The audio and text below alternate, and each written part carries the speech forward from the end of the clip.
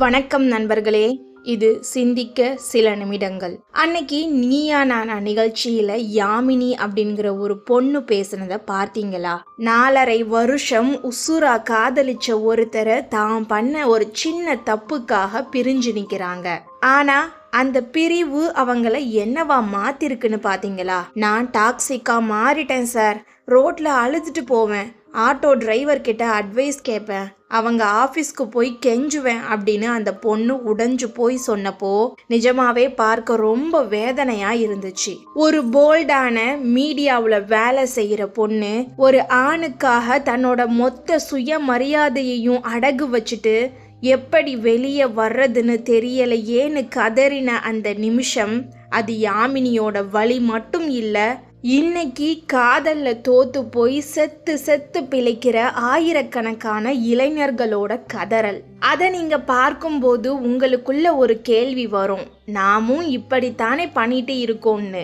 இன்னைக்கு நம்மள பல பேரோட நிலைமை இதுதான். ஒரு சின்ன சண்டை இல்ல ஒரு பிரேக்கப், ஆனா அந்த நிமிஷமே நம்ம உலகம் முடிஞ்சு போயிட்டதான் நினைக்கிறோம். போனை கையிலேயே வச்சுட்டு அவங்க எப்போ ஆன்லைன் வருவாங்க, எப்போ மெசேஜ் பண்ணுவாங்கன்னு காத்துட்டு இருக்கோம். இனிமே தொந்தரவு பண்ண மாட்டேன்னு ஒரு மெசேஜ் அனுப்பவே 1000 வாட்டி யோசிக்கிறோம். யாமினி மாதிரி ஆட்டோ டிரைவர் கிட்ட அட்வைஸ் கேட்கலனாலும் உங்க மொபைல் நோட்டிபிகேஷன் கிட்ட நீங்க அட்வைஸ் கேட்டுட்டு இருக்கீங்க.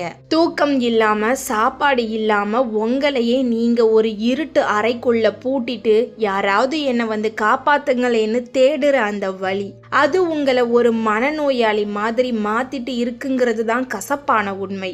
யாமினி சொன்னாங்க அவங்க வேலை செய்யற இடத்துக்கே போயிட்டேன்னு. ஆனா யோசிச்சு பாத்தீங்களா, நீங்க பண்றது காதலா இல்ல சித்திரவதையா?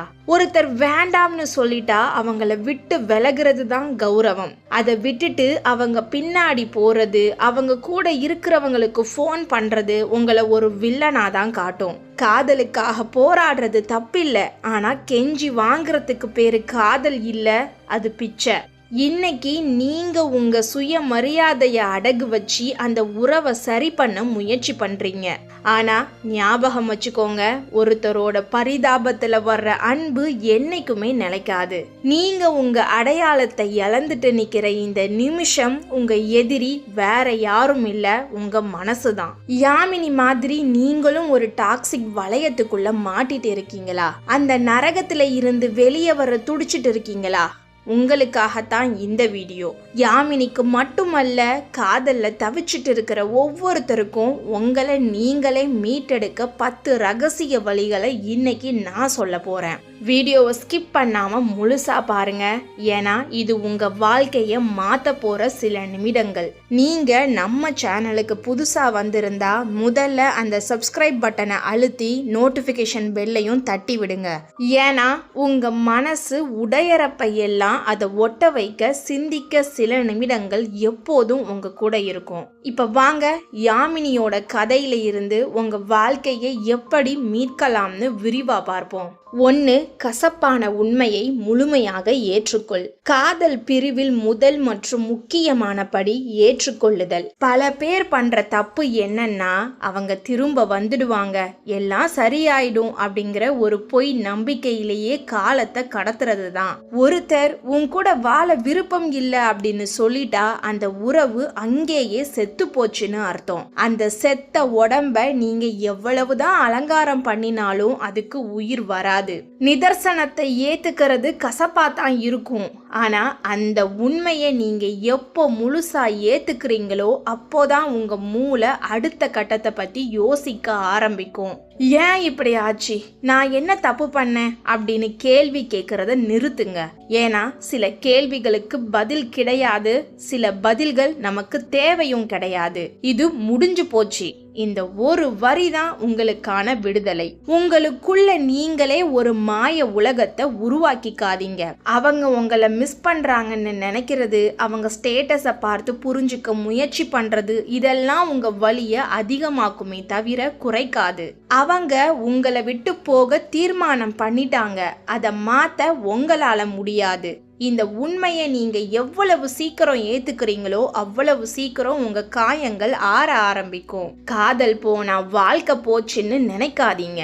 அது உங்க வாழ்க்கையில ஒரு அத்தியாயம், அவ்வளவுதான். மொத்த புத்தகமும் கிடையாது. ஒரு கதவு மூடப்பட்டா இன்னொரு கதவு கண்டிப்பா திறக்கும். ஆனா நாம மூடப்பட்ட கதவையே பார்த்துட்டு அழுறதுனால திறந்திருக்கிற மற்ற வாய்ப்புகளை பார்க்க தவறிடுறோம். உண்மையை ஏத்துக்கிட்டு திரும்புங்க. அங்க ஒரு பெரிய உலகம் காத்துட்டு இருக்கு. 2, காதலுக்கும் பிடிவாதத்திற்கும் உள்ள வித்தியாசம். நிறைய பேர் தாங்கள் பண்ற சித்திரவதைய காதல்னு தப்பா புரிஞ்சுக்கிறாங்க. ஒருத்தர் வேண்டாம்னு சொன்னதுக்கு அப்புறமும் அவங்க பின்னாடி போறது, அவங்க வேலை செய்யற இடத்துல நிக்கிறது, அவங்க நண்பர்களுக்கு கால் பண்றது, இதுக்கு பேரு காதல் இல்ல. இது ஒரு விதமான வெறி. நீங்க அவங்கள நேசிக்கிறத விட அவங்கள அடையணுங்கிற உங்க பிடிவாதத்தை தான் அதிகமா நேசிக்கிறீங்க. உண்மையான காதல் என்னைக்குமே சுதந்திரத்தை தான் கொடுக்கும். ஒரு பறவைய நேசிச்சா அதை வானத்துல பறக்க விட்டு அழகு பார்க்கணுமே தவிர கூண்டுல அடைச்சு வைக்க கூடாது. அதை போலத்தான் மனுஷங்களும். உங்க கூட இருக்க ஒருத்தருக்கு விருப்பம் இல்லைன்னா அவங்கள நிம்மதியா வாழ விடுறது தான் நீங்க அவங்களுக்கு செய்கிற ஆகச்சிறந்த அன்பு. அவங்கள வற்புறுத்துறது மூலமா நீங்க அவங்க கண்ணுல ஒரு வில்லனா தான் தெரிவீங்க. யாமினி சொன்ன மாதிரி நான் டாக்ஸிக்கா மாறிட்டேன் அப்படின்னு உங்களுக்கு தோணுச்சுன்னா நீங்க ரொம்ப ஆபத்தான நிலையில இருக்கீங்கன்னு அர்த்தம். ஒருத்தரோட விருப்பம் இல்லாம அவங்க நிம்மதியை கெடுக்கிறது ஒரு குற்ற உணர்வை தரணும். உங்க சுயமரியாதைய அடகு வச்சு ஒருத்தரோட அன்பை பிச்சை எடுக்காதீங்க. பிச்சை எடுத்து வர்ற அன்பு என்னைக்குமே நிலைக்காது. அது வெறும் பரிதாபமா தான் இருக்கும். காதலிச்சவங்க மேல நிஜமாவே மரியாதை இருந்தா அவங்க கேட்ட அந்த ஸ்பேஸை கொடுங்க. அவங்க உங்களை வெறுக்கிறதுக்கு நீங்களே வழிவகுக்காதீங்க. நீங்க எவ்வளவுக்கு எவ்வளவு அவங்கள நெருங்குறீங்களோ அவ்வளவுக்கு அவ்வளவு அவங்க உங்களை விட்டு தூரமா ஓடுவாங்க. உங்களை நீங்களே தரம் தாழ்த்திக்கிறத நிறுத்திட்டு ஒரு கௌரவமான விலகலை கத்துக்கோங்க. 3, மௌனத்தின் வலிமை. பிரிவுக்கு அப்புறம் நாம செய்யற மிகப்பெரிய தப்பு கடைசியா ஒரு மெசேஜ் பண்ணிடுறேன் அப்படின்னு சொல்லி தொடர்பு கொள்றது. அந்த ஒரு மெசேஜ் தான் அடுத்தடுத்த சண்டைகளுக்கும் அவமானங்களுக்கும் காரணமா அமையுது. நோ கான்டாக்ட் அப்படிங்கிற விதியை உங்க வாழ்க்கையில உடனே செயல்படுத்துங்க. அதாவது அவங்க நம்பரை டெலீட் பண்றதுல இருந்து சோசியல் மீடியாவில் அவங்கள பின்தொடர்வதை நிறுத்துறது வரைக்கும் எல்லாமே. இது ஏதோ கோபத்துல பண்ற விஷயம் இல்ல. இது உங்களை பாதுகாத்துக்க நீங்க எடுக்கிற ஒரு தற்காப்பு நடவடிக்கை. அவங்க என்ன பண்றாங்கன்னு நீங்க நோட்டம் விடுற வரைக்கும் உங்க மனசு அமைதி அடையாது. அவங்க ஒரு சந்தோஷமான போட்டோ போட்டா உங்களுக்கு வலிக்கும். இல்ல ஒரு சோகமான பாட்டு போட்டா அவங்க உங்களைத்தான் நினைக்கிறாங்கன்னு நீங்க தப்பா கற்பனை பண்ணுவீங்க. இந்த தேவையற்ற குழப்பங்கள்ல இருந்து விடுபட தொடர்பை துண்டிங்க. மௌனம் தான் ஒரு மனுஷனுக்கு பெரிய ஆயுதம். நீங்க காணாம போயிடணும். உங்களை பத்தின எந்த தகவலும் அவங்களுக்கு கிடைக்க கூடாது. உங்களை தேடாத ஒருத்தருக்கு முன்னாடி நீங்க போய் நிக்கிறது உங்க மதிப்பை குறைக்கும். நீங்க அமைதியா இருக்கிறது தான் அவங்களுக்கு நீங்க கொடுக்கிற பெரிய தண்டனை. அவங்க இல்லாமலும் உங்க வாழ்க்கை சிறப்பா ஓடுதுங்கிறத உங்க மௌனம் மூலமா நிரூபிங்க. குறைந்தது 30 to 90 நாட்கள் வரை எந்த தொடர்பும் இல்லாம இருந்து பாருங்க. அந்த இடைவெளியில தான் உங்க மூளை அந்த பழக்கத்துல இருந்து வெளியே வரும். ஒரு போதைக்கு அடிமையானவன் எப்படி அந்த போதை மருந்து இல்லாம துடிப்பானோ அப்படிதான் உங்க மனசும் துடிக்கும். ஆனா அந்த துடிப்பை அடக்கி பழகிட்டீங்கன்னா நீங்க ஒரு தெளிவான மனுஷனா வெளியே வருவீங்க.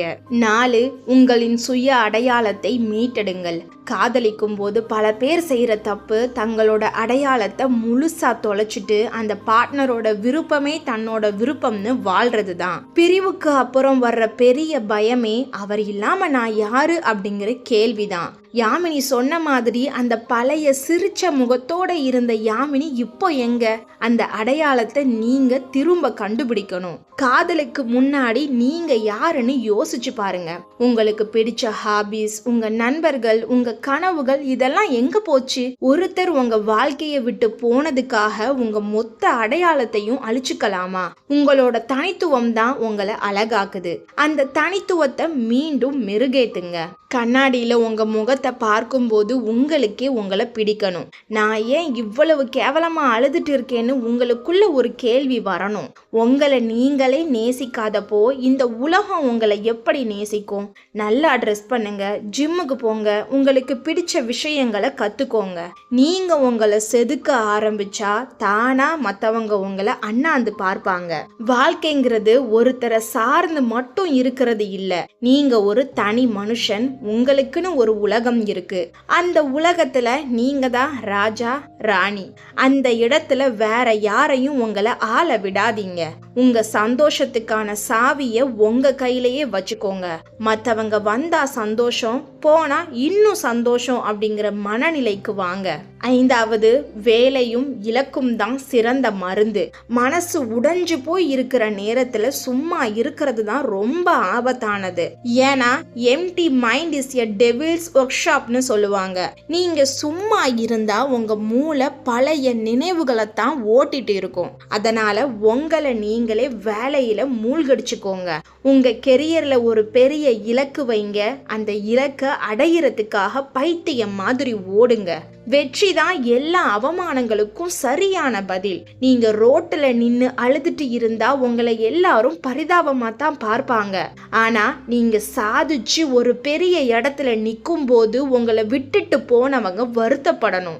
இவ்வளவு திறமையான ஒருத்தரை நாம மிஸ் பண்ணிட்டோமேன்னு அவங்களுக்கு தோண வைக்கிறது தான் உண்மையான வெற்றி. வேலை செய்யற இடத்துல உங்க திறமைய நிரூபிங்க. புது ப்ராஜெக்ட் எடுங்க, பதவி உயர்வு பெற உழைங்க.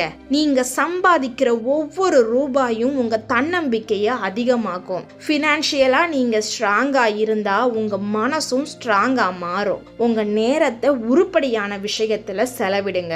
அது உங்களுக்கு ஒரு சமூக அந்தஸ்தையும் மன அமைதியையும் தரும். யாமினி மாதிரி மீடியாவில் இருக்கிறவங்களுக்கோ இல்ல மற்ற வேலைகள்ல இருக்கிறவங்களுக்கோ மிகப்பெரிய வாய்ப்புகள் காத்துட்டு இருக்கு. காதல் ஒரு நாள் உங்களை கைவிடலாம், ஆனா நீங்க கத்துக்கிட்ட வித்தையும் உங்க உழைப்பும் என்னைக்குமே உங்களை கைவிடாது. உங்க கெரியரை உங்க காதலா மாத்திக்கோங்க. அது உங்களை என்னைக்குமே அள வைக்காது. 6வது, நிஜமான அன்பை அடையாளம் காணுங்கள். நாம ஒருத்தர் பின்னாடி அழுதுட்டு அலையும் போது நமக்காக காத்துட்டு இருக்கிற சில இதயங்களை மறந்துடுறோம். அதுதான் நம்ம பெத்தவங்க மற்றும் உண்மையான நண்பர்கள்.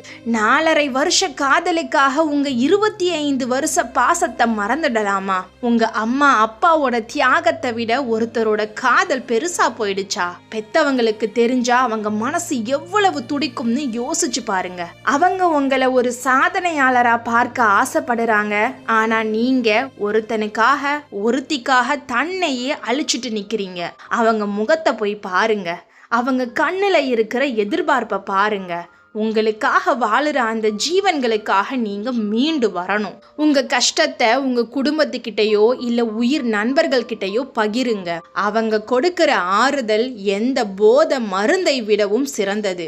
ஒரு சின்ன காதல் தோல்வியால பெத்தவங்க வளர்த்த நம்பிக்கையை உடைச்சிடாதீங்க. உங்களை நிஜமாவே நேசிக்கிறவங்க அவங்க தான். அந்த நிஜமான அன்புக்கு மதிப்பு கொடுங்க. குடும்பத்தோட நேரம் செலவிடுங்க. அவங்களோட வெளியே போங்க.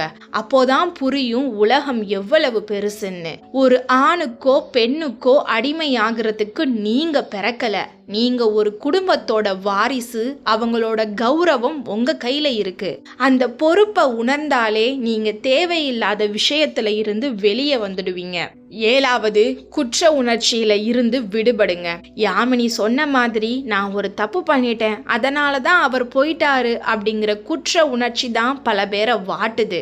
மனுஷனா பிறந்தா தப்பு பண்றது சகஜம். அந்த தப்பை உணர்ந்து நீங்க மன்னிப்பு கேட்டுட்டீங்கன்னா அங்கேயே உங்க கடமை முடிஞ்சு போச்சு. அதுக்கப்புறம் மன்னிக்கிறதும் மன்னிக்காததும் அவங்க விருப்பம். உங்களை நீங்களே தண்டிச்சுக்காதீங்க. ஒரு தப்பு பண்ணுனா அதுல இருந்து பாடம் கத்துக்கணுமே தவிர அந்த தப்பையே நினைச்சுக்கிட்டு வாழ்க்கையை தொலைக்க கூடாது. நான் அப்படி பேசிருக்கலாமோ, இதை செய்யாம இருந்திருக்கலாமோன்னு யோசிக்கிறத நிறுத்துங்க.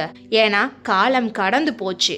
போன காலத்தை உங்களால மாற்ற முடியாது, ஆனா வர்ற காலத்தை உங்களால சிறப்பாக்க முடியும். உங்களை நீங்களே மன்னிச்சிடுங்க. ஆமா, நான் ஒரு தப்பு பண்ணிட்டேன், நான் ஒரு மனுஷன்தான், கடவுள் இல்லைன்னு உங்களுக்குள்ள சொல்லிக்கோங்க. அந்த தப்பு உங்களை ஒரு முதிர்ச்சியான மனுஷனா மாத்திருக்குன்னு நம்புங்க. அந்த அனுபவத்தை வச்சு அடுத்த உறவுல சிறப்பா இருக்க முயற்சி பண்ணுங்க. குற்ற உணர்ச்சிங்கிறது உங்க காலை கட்டி போடுற சங்கிலி, அதை உடைச்சி எறிங்க. வாழ்க்கை சில நேரங்கள்ல ரொம்ப கடுமையா பாடம் கத்து கொடுக்கும். அந்த பாடத்துக்கான ஃபீஸ் தான் இந்த வலி. அந்த வலியை கொடுத்து ஒரு பெரிய உண்மையை தெரிஞ்சுக்கிட்டீங்கன்னு நினைச்சுக்கோங்க. தப்பு பண்ணாத மனுஷன் இந்த உலகத்துல யாருமே இல்லை.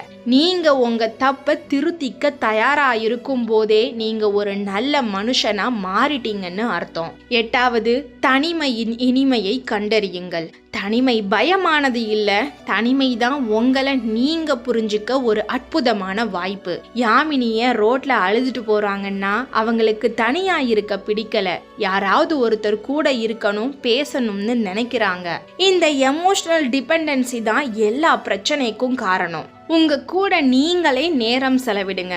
தனியா சினிமாவுக்கு போங்க, தனியா ஹோட்டலுக்கு போய் சாப்பிடுங்க. மற்றவங்க துணை இல்லாம உங்களால சந்தோஷமா இருக்க முடியுங்கிற நிலையை எப்போ அடைகிறீங்களோ அப்போதான் நீங்க உண்மையான சுதந்திரத்தை அடைவீங்க. உங்களை நீங்களே ரசிக்க கத்துக்கோங்க. உங்க கூட இருக்கிறது ஒரு போர் அடிக்கிற விஷயம் இல்லைன்னு உங்களுக்கு புரியணும். புத்தகங்கள் வாசிங்க, தியானம் பண்ணுங்க, புது இடங்களுக்கு பயணம் பண்ணுங்க. தனிமையில நீங்க எடுக்கிற முடிவுகள் தான் ரொம்ப தெளிவா இருக்கும். மற்றவங்களோட கருத்துக்கள் உங்களை ஆதிக்கம் செலுத்தாம உங்க மனசு என்ன சொல்லுதோ அதை மட்டும் கேளுங்க. ஒரு கட்டத்துல உங்க தனிமை உங்களுக்கு ரொம்ப பிடிச்சு போகும். அதுக்கப்புறம் யாராவது உங்க வாழ்க்கையில வந்தா அது ஒரு ஆப்ஷனா தான் இருக்குமே தவிர நெசசிட்டியா இருக்காது. தனிமை உங்களை ஒரு ஸ்ட்ராங்கான மனுஷனா மாத்தும். யாரையும் சார்ந்து இல்லாத ஒரு மனுஷனை யாராலையும் காயப்படுத்த முடியாது. உங்க சந்தோஷத்துக்கான சாவியை நீங்களே வச்சிருக்கும் போது மற்றவங்க வந்து அதை திருட முடியாது. யாமினி, நீங்க தனி ஆளா துபாய் வரைக்கும் போன அந்த தைரியமான பொண்ணுங்கிறத ஞாபகம் வச்சுக்கோங்க. 9வது, காலத்தின் மீது நம்பிக்கை வையுங்கள். காலம் காயங்களை ஆற்றுங்கிறது வெறும் பழமொழி இல்ல, அது ஒரு அறிவியல் உண்மை. இன்னைக்கு இருக்கிற இந்த நரக வேதனை இன்னும் 6 மாசம் கழிச்சு இருக்காது. 1 வருஷம் கழிச்சு இத பத்தி யோசிச்சு நீங்களே சிரிப்பீங்க. காலம் எல்லாத்தையும் கடந்து போக வைக்கும். ஆனா அதுக்கு நீங்க காலத்துக்கு கொஞ்சம் டைம் கொடுக்கணும். இன்னைக்கு உங்க உலகம் முடிஞ்சு போயிட்ட மாதிரி தோணலாம், ஆனா உலகம் சுத்திட்டே தான் இருக்கு. சூரியன் தினமும் உதிச்சுட்டே தான் இருக்கு. இயற்கையே மாறும்போது உங்க மனசு மட்டும் மாறாமலா போயிடும். வலியோட வாழுறதுக்கு உங்களை பழகிக்கோங்க. கொஞ்ச நாள்ல அந்த வலி பழகி போகும், அப்புறம் அது மறந்தே போகும். ஒவ்வொரு நாளும் ஒரு புது தொடக்கம். நேத்து நடந்ததை நினைச்சு இன்னைக்கு அழுதுட்டு இருக்காதீங்க. இதுவும் கடந்து போகுங்கிற தாரக மந்திரத்தை மனசுல வச்சுக்கோங்க. எவ்வளவு பெரிய புயலா இருந்தாலும் ஒரு நாள் ஓஞ்சுதான் ஆகணும். உங்க மனசுல இருக்கிற புயலும் ஒரு நாள் ஓய்ந்து அமைதியாகும். பொறுமையா இருங்க. உங்களை நீங்களே கட்டாயப்படுத்திக்காதீங்க. நான் ஏன் இன்னும் மாறலன்னு உங்களை நீங்களே திட்டிக்காதீங்க. ஹீலிங் அப்படிங்கிறது ஒரு மெதுவான ப்ராசஸ். அதுக்குரிய நேரத்தை கொடுங்க. ஒரு நாள் நீங்க காலையில எந்திரிக்கும் போது அவங்க ஞாபகம் வராம நீங்க சிரிப்பீங்க. அந்த நாள் சீக்கிரம் வரும். 10வது, இது ஒரு முடிவு அல்ல, புதிய ஆரம்பம். காதல் தோல்விங்கிறது ஒரு முற்றுப்புள்ளி இல்ல, அது ஒரு கமா. உங்க வாழ்க்கையில ஒரு பார்ட்னர் போயிட்டா உங்க வாழ்க்கையே முடிஞ்சு போச்சுன்னு அர்த்தம் இல்ல. அந்த பழைய யாமினி செத்துட்டாங்கன்னு நினைச்சுக்கோங்க. இப்போ ஒரு புது யாமினி பிறக்கணும். அந்த யாமினிக்கு அழ தெரியாது, கெஞ்ச தெரியாது, அவளுக்கு சாதிக்க மட்டும்தான் தெரியும். உலகத்துல 4.5 வருஷ லவ்வை விட பெரிய விஷயங்கள் எவ்வளவோ இருக்கு. எத்தனையோ பேர் வாழ்க்கையில எல்லாத்தையும் இழந்துட்டு திரும்ப வந்து ஜெயிச்சிருக்காங்க. நீங்க ஒரு சின்ன காதல் பிரிவால விழுந்துடலாமா? உங்களை விட்டுட்டு போனவங்க ஒரு நாள் உங்களை பார்த்து பொறாமப்படணும். அந்த அளவுக்கு நீங்க வளரணும். புது புது மனிதர்களை சந்திங்க, உலகத்தை பாருங்க. இங்க கோடிக்கணக்கான மனுஷங்க இருக்காங்க. உங்களுக்காகவே ஒருத்தர் எங்கேயாவது ஒரு இடத்துல கண்டிப்பா இருப்பாங்க. அவங்க வரும்போது உங்களை ஒரு பெட்டர் வெர்ஷனை காட்டணும்ல. அதுக்காக உங்களை நீங்களே தயார் பண்ணுங்க. யாமினி மற்றும் யாமினி மாதிரி காதல் தோல்வியில அழுதுட்டு கெஞ்சிட்டு இருக்கிற எல்லாருக்கும் இந்த வீடியோ மூலமா நான் சொல்றது ஒன்னே ஒண்ணுதான். யாமினி மாதிரி உங்க சுய மரியாதையை யாருக்காகவும் அடகு வைக்காதீங்க. ரோட்டுல நின்னு ஒருத்தருக்காக அழுறதுல உங்க அன்பு இல்ல, அது உங்க பலவீனம். உங்களை வேணாம்னு சொன்னவங்க முன்னாடி நீங்க ஜெயிச்சு நிக்கிறது தான் அவங்களுக்கு நீங்க கொடுக்கிற ஆகச்சிறந்த தண்டனை. எழுந்து வாங்க, உங்க கெரியர்ல ஃபோக்கஸ் பண்ணுங்க. உங்க வெற்றி தான் அவங்கள அடடா இவங்கள மிஸ் பண்ணிட்டோமேன்னு நினைக்க வைக்கணும். உங்களை நீங்களே காதலிங்க. வேற யாரும் இல்லாட்டியும் உங்க வாழ்க்கை கெத்தா இருக்கணும். இந்த வீடியோ உங்க மனசுல ஒரு தெளிவை தந்திருந்தா மறக்காம லைக் பண்ணி உங்க ஃப்ரெண்ட்ஸ் யாராவது பிரேக்கப்பால கஷ்டப்படுறாங்கன்னா அவங்களுக்கு ஷேர் பண்ணுங்க. நீங்க இப்போ உங்க வாழ்க்கைய மாத்திக்க தயாரா? கமெண்ட்ல ரெட் ஹார்ட் போடுங்க. இது மாதிரி உங்க மனசை பலப்படுத்துற இன்னும் பல விஷயங்களுக்கு நம்ம சிந்திக்க சில நிமிடம் சேனலை சப்ஸ்கிரைப் பண்ணி நம்ம ஃபேமிலியில ஜாயின் பண்ணுங்க. ஞாபகம் வச்சுக்கோங்க, நீங்க நிமிர்ந்து நின்னாதான் இந்த உலகம் உங்களை கவனிக்கும். இன்னும் அடுத்த ஒரு பவர்ஃபுல் மோட்டிவேஷனல் வீடியோல சந்திக்கிறேன். அதுவரை சிந்திப்போம், செயல்படுவோம். நன்றி.